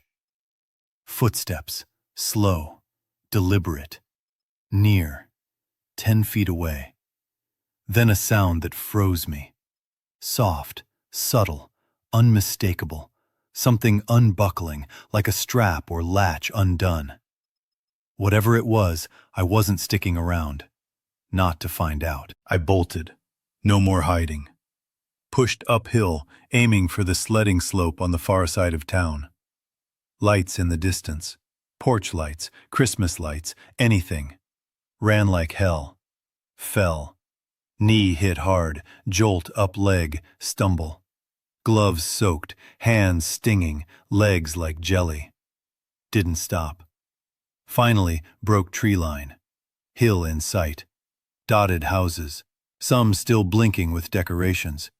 Didn't care. Any house with light would do. Sprinting toward first lit doorway, pounded back door like I was breaking it down. A woman answered, maybe mid-40s, bundled in robe and thick socks. Didn't know her. Didn't matter. She didn't ask. Just pulled me in. Dripping on the floor, breath ragged, hands shaking. Couldn't even hold the tea she offered. Slumped on couch, staring at wall. Then, Mom showed up. The storm had teeth that night. I sat on that couch, still shivering, watching shadows dance across the walls from her little kitchen lights. My mom's truck pulled up a few minutes later, headlights cutting through the falling snow like knives. I didn't even move at first, just stared. Felt like the dark outside was still crawling after me. The walk home the next morning was slow, every step crunching through packed snow. Streets were empty, dead quiet, like the town itself was holding its breath. I kept glancing behind me. Nothing. No Ford. No one. Just the hollow wind pushing snow against fences, around corners, scraping icy branches. By the time I hit my street, the scene looked normal. But my head kept replaying those footsteps behind me, that soft sound of metal being undone. My gloves were still wet from snow, my scarf still damp around my neck. Every shadow in a window felt like it was watching. I stepped inside, shut the door, and leaned against it, chest heaving. Tried to tell myself it was over. The night had ended. The dark had been outrun.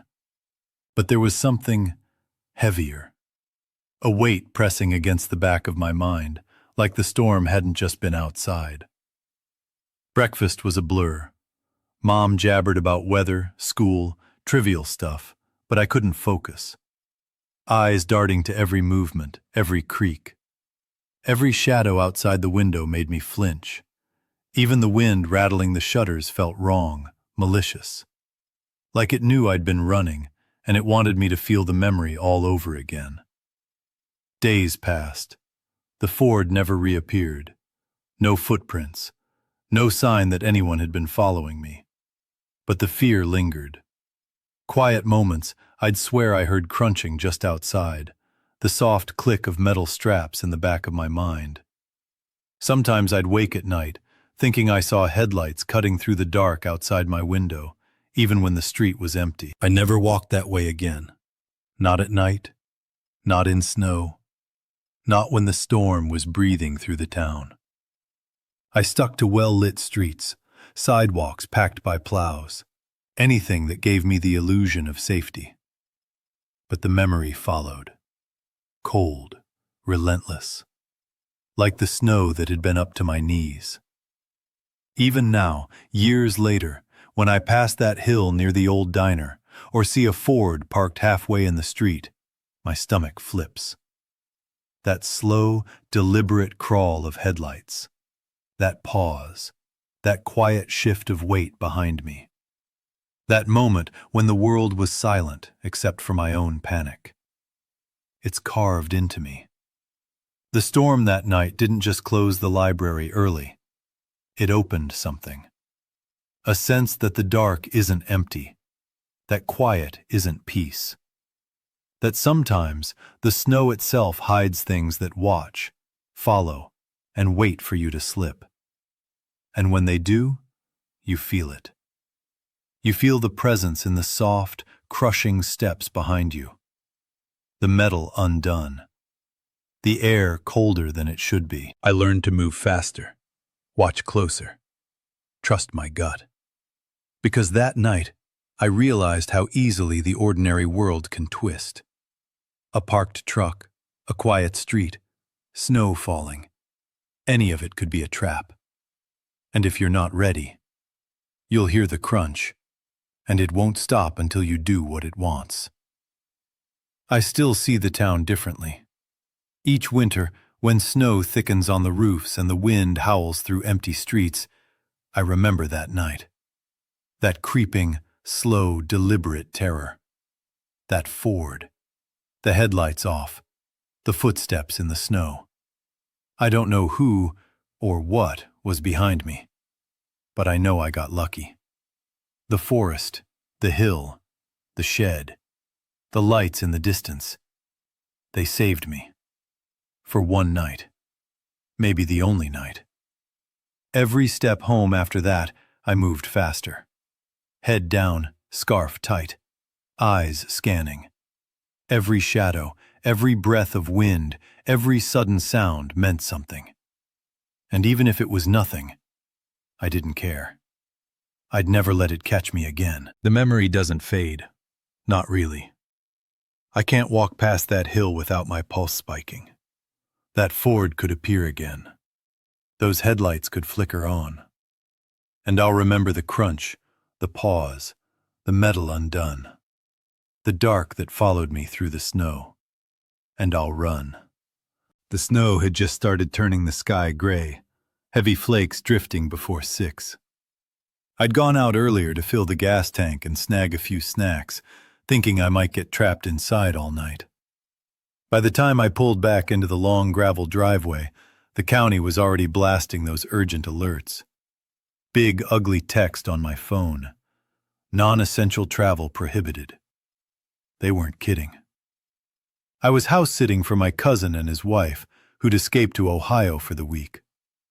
Their place was way up north, like the kind of north where the roads quit getting plowed in the middle of a blizzard, and the only neighbors are trees, or whatever's hiding in them.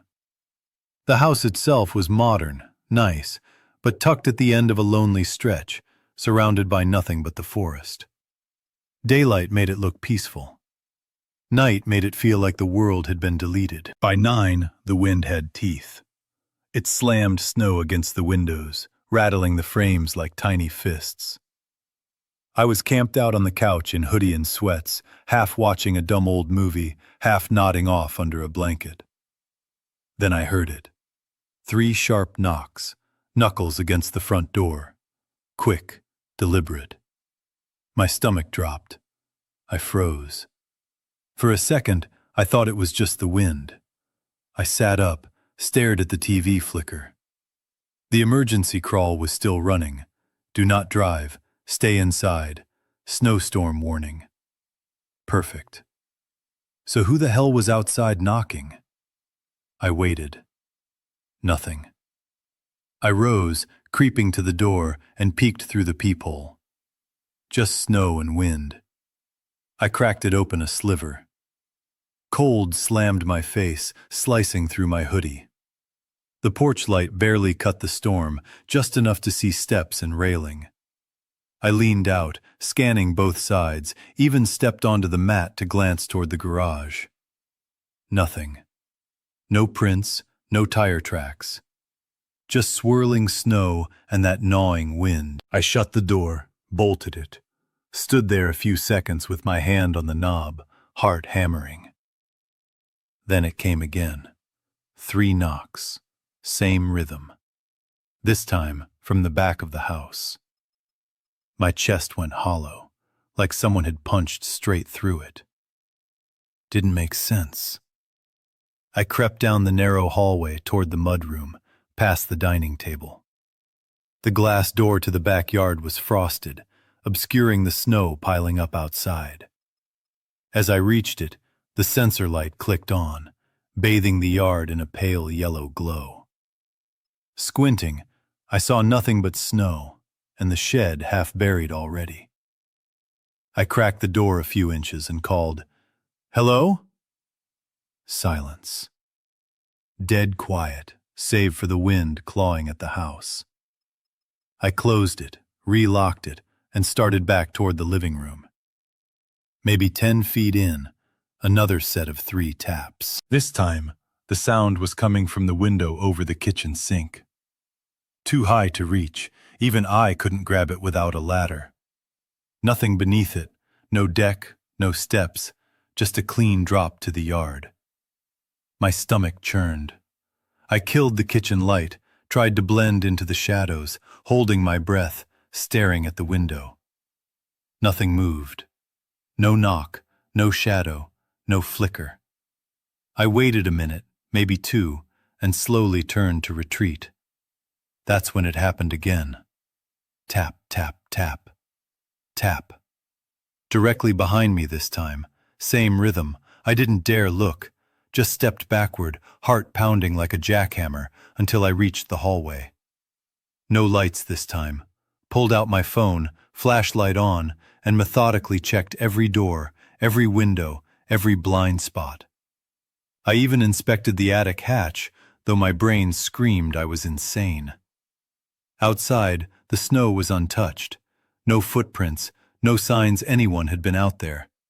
Everything looked normal. Then it stopped. Dead silent. For nearly an hour. I tried to settle, told myself it was branches or ice shifting in the wind. Turned the movie back on, tried to act casual. Didn't work. By midnight, I went to the bathroom. Quick rinse, brush teeth, glance at my face before bed. The light flickered. Storm again, I thought. Opened the medicine cabinet for my toothbrush. That's when I saw it.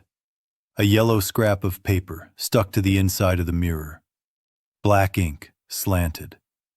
5 words. Why didn't you help me? I froze. Toothbrush halfway to the sink. I'd opened that cabinet a dozen times before. Cleaned it. Nothing. Cousin and his wife wouldn't leave notes like this. Not their style. The ink looked fresh. I shut the mirror slow, backed into the hall, leaned against the wall. Then, tap, tap, tap, tap. Same rhythm, coming from the small hallway window above the baseboard heater. I didn't move. Turned off the flashlight. Just pressed against the wall. Still, the taps kept coming. On repeat. I couldn't take it.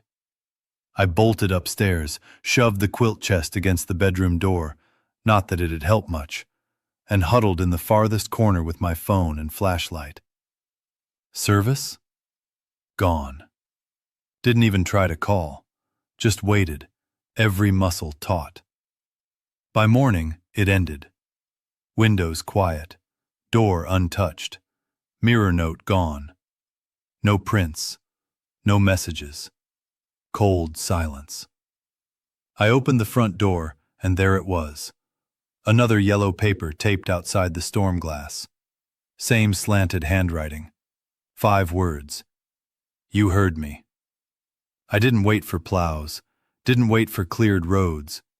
Left the keys in the mailbox, jumped in my car, and drove straight 4 hours south to my apartment. Not a stop. Not a glance back. The snow was relentless by the time I pulled the car onto the highway.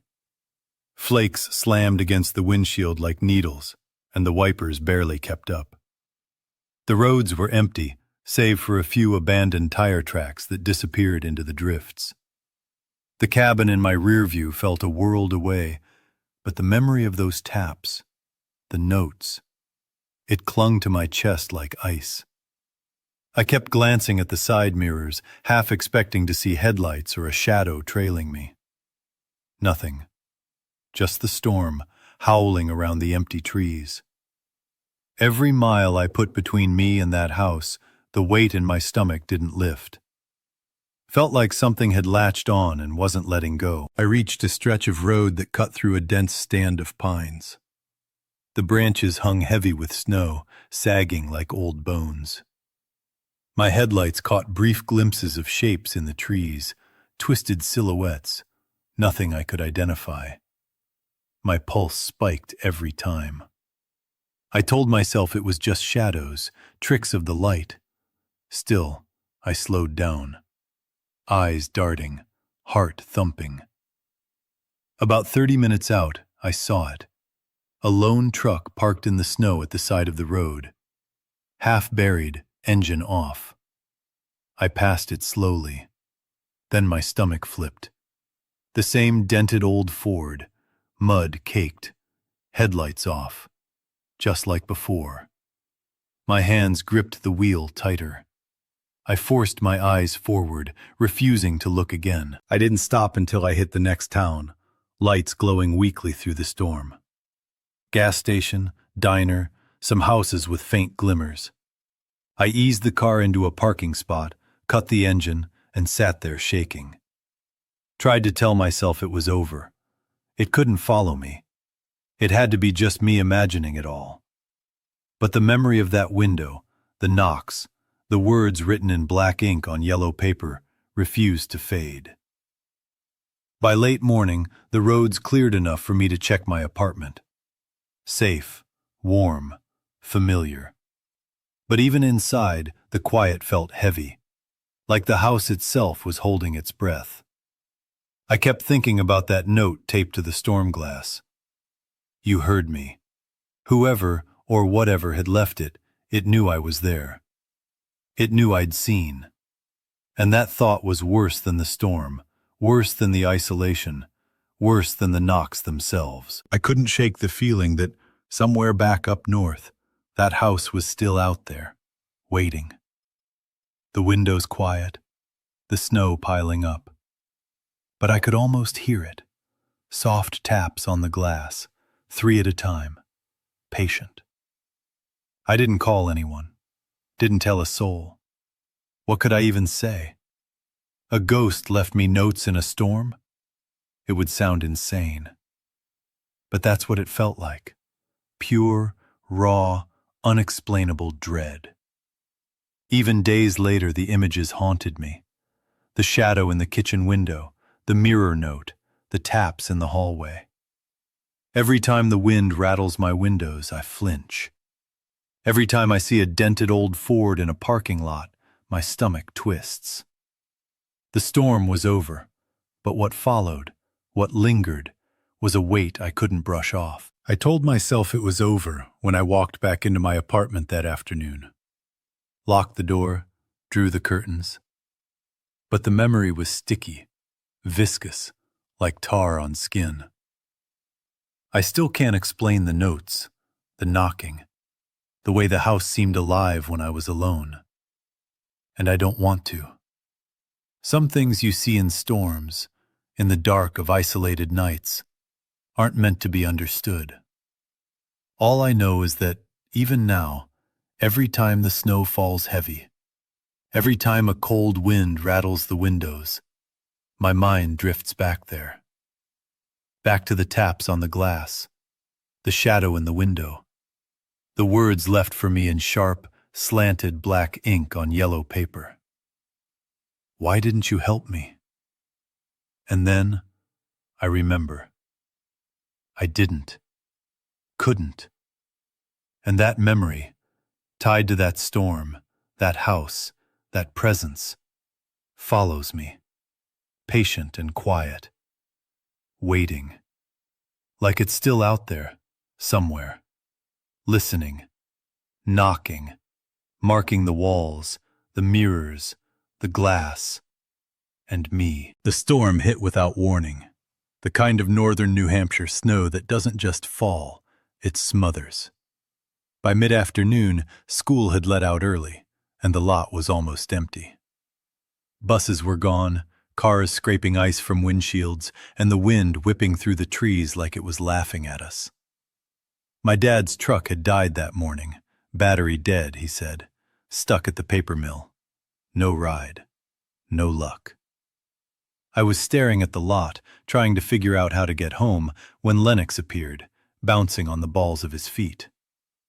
"Cousin's ride's coming," he said, grinning like chaos was a personal challenge. "We good if you wait?" Lennox was that kid, loud, fearless, always a little too far on the edge. Some people found him hilarious, others exhausting. I fell somewhere in between. He lived down a narrow road that ran along the state forest edge, 10 minutes from the school if you ignored the snow. Waiting in the office until dark seemed worse than freezing my ass off in the car with him. The cousin arrived in a rusted red sedan. Windows fogged, tires sunk halfway into the ice-packed lot. He didn't speak, just nodded when I climbed in, eyes locked on the road as if he was dodging invisible landmines. Lennox filled the silence with non-stop trash talk, mocking my gloves, joking I'd melt like a marshmallow in the snow. He cackled at his own jokes the whole ride. By the time we reached his place, the engine was still running. The house sat at the end of a gravel drive, untouched by plows, swallowed on three sides by bare trees. Peeling paint, sun-faded wind chimes, a porch step that sagged when you stepped on it. Inside, though, it was surprisingly warm. Lennox said his mom worked nights at a warehouse and sometimes crashed there if the shift ran long. His little brother stayed in his room, PS2 glowing faintly in the dark. The air inside the house had this strange stillness, like it held its breath. Not cozy, just waiting. I felt it pressing against my skin while we hung out in the living room. Lennox flicked the lights off whenever the wind rattled the windows, laughing like he'd just won a bet. I tried to act calm, but every creak and pop of wood made me jump. The power flickered once, 5 seconds tops, and Lennox just smirked. "Lines out here suck," he said. "It always happens." Then he leaned close, voice dropping like a secret. "Want to see something messed up?" I didn't answer, but he took my silence as permission. No gloves, no boots, he stormed out the back door like the cold was nothing. My sneakers were already soaked, but I followed. The snow hit mid-shin by then, soft on top but heavy underneath. He led us into the woods behind the house, crunching through the crust until we reached a rusted, half-sunken shed. He popped the latch and shoved the door open. Inside, it smelled like wet metal and dirt. A small space heater buzzed quietly in the corner, busted tools littered the floor, and a tarp draped over something long and low. He didn't say a word, just looked at me, then yanked it off. Dead squirrels. At least 24, some stiff, some fresh, tangled and half buried under the snow he'd dragged in. It hit me slowly, and I couldn't even speak. Lennox grinned. "Neighbors got traps," he said. "Been stealing 'em for weeks. Freeze themselves. No cleanup. Genius." I nodded. That's all I could do. Worse than speaking. Then he pointed to a red sled leaning against the wall. "Simon, fun part," he said. We dragged it to the slope behind the backyard. Snow muffled everything, the kind of quiet that swallows sound. He climbed in and shoved off. Not straight down, he aimed for the shallow creek trench. The sled caught something beneath the snow, launched him sideways. He hit hard, snow spraying, then sat up laughing. Hands red and raw, he dug in the snow, pulling out a frozen raccoon, stiff, teeth bared. "Target practice," he said, like it was carnival games. 10 paces back, a rock, and he nailed it in the face. Flopped. He kept going, one frozen animal after another. Laughs grew louder, sharper. Not funny anymore, just raw, sharp, wild. I just stood there. Eventually he turned, noticing me. "You look like you're gonna cry," he said. I didn't answer. Then he grabbed my arm, tugging me deeper into the woods. Snow deeper now, tighter trees, the air sharp with cold. I didn't fight. Didn't know why. He led me to a massive old tree, split at the base. He dropped to his knees, clearing snow from the hollow like he'd done it before. After a minute, he paused. "You'll never forget this," he said. He opened a trash bag. Inside, a deer head. Gray, stiff, frozen in time. Eyes intact. Rough cut. Snow melted just enough around it to make a perfect outline. I felt my stomach twist. My first instinct? I need to get out. "I gotta pee," I lied, turning toward the house. Waited until I couldn't hear him. Then I ran. Snow whipped my legs, my hands frozen, lungs burning. The back door barely opened under my trembling hands.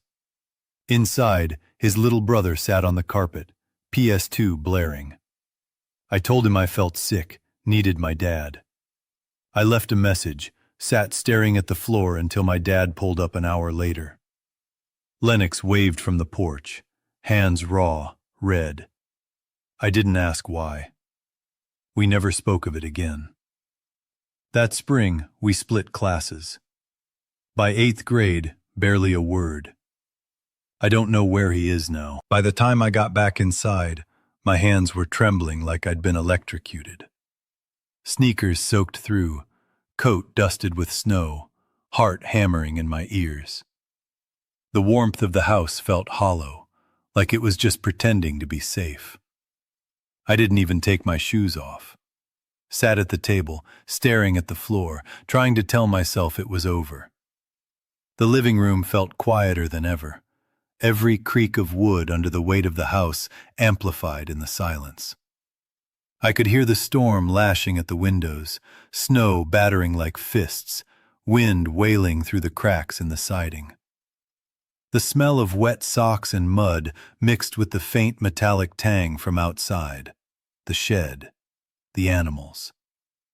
I tried to focus on the sound of the TV, but the PS2 hummed louder than anything else. I couldn't shake the image of those little bodies, frozen, stacked together.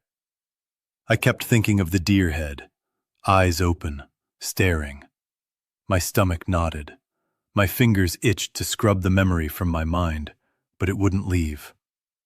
Every shadow in the room looked alive, twitching with intention. After a while, Lennox's mom came home. She moved silently, more like a ghost than a person, shaking her coat free of snow. She never asked me anything, didn't say hi, just glanced at me, nodded, disappeared into the kitchen. The quiet came back, heavier this time, like the house had sucked the sound into its walls. I stayed in the living room for a while, pretending to watch the muted TV, eyes darting to the windows, expecting him to appear in the snow, holding another body, laughing. Every movement outside, every crunch of snow against gravel, made me jump. My heart refused to settle. When it got dark, I finally ventured into the kitchen to leave a message for my dad. Landline cold in my hand, dialing, listening to the static buzz. My voice shook more than I wanted. "Hey, just, need a ride," I stammered. Left the number, hung up. The room felt smaller, like the walls had leaned in a little closer, trapping me. I went back to the living room, coat still on, boots muddy, sitting stiff on the couch. Every shadow, every flicker of light from the storm outside felt like it was breathing. I stared at the floorboards until I couldn't anymore. The hours crawled by. My dad finally pulled up, headlights slicing through the trees. Relief hit, but not the kind that eases the chest. It was the raw, sharp relief of escaping something alive. Lennox waved from the porch, raw, red hands gripping the railing. I didn't wave back, didn't ask, didn't breathe more than necessary. Just climbed in the truck, warm air hitting my face, windows fogging. We drove away, leaving the house swallowed by snow, by silence, by everything I wanted to forget. The spring that followed, we barely spoke. Different classes, different halls. I saw him a few times in passing, laugh still loud, still sharp, but I didn't engage. That winter, the memory of that shed, the frozen animals, the deer head, it haunted me like a stain I couldn't scrub clean. Every snowstorm afterward, every crunch underfoot, brought it back. My chest tightened, my stomach twisted, and I could hear him laughing behind me, just at the edge of hearing, just past the line of reason. I never went near that part of the woods again. Every time I passed that old road, the trees leaned in, whispering in the wind. And somewhere deep inside, I knew he hadn't stopped with the traps, the sled, the targets. Somewhere out there, in the dark, the cold, the snow, he was still playing, still laughing. That night stayed with me, all the way through high school, through late-night walks home in the snow, through the quiet hum of empty streets. I didn't tell anyone. Who would believe it? Who would listen? It was just me, frozen in memory, watching, listening, remembering. The smell of rust and snow, the weight of something dead in my hands, the sharp crack of bone under stone. By the time I moved away from the town, I carried it with me. In apartment hallways, in the quiet hum of radiators, in the dark of winter nights when the wind howled past the windows. Every shadow, every small animal twitch, every echo in a snow-covered street brought it back. Lennox, that forest, the shed, the laughter. It was stitched into my memory, a scar that pulsed in cold weather, in storms, in the raw silence of snow at night. I don't know where he is now. Don't want to. Somewhere, the snow is falling, and maybe he's out there, sled in hand, eyes cold, carving shapes into the frozen earth.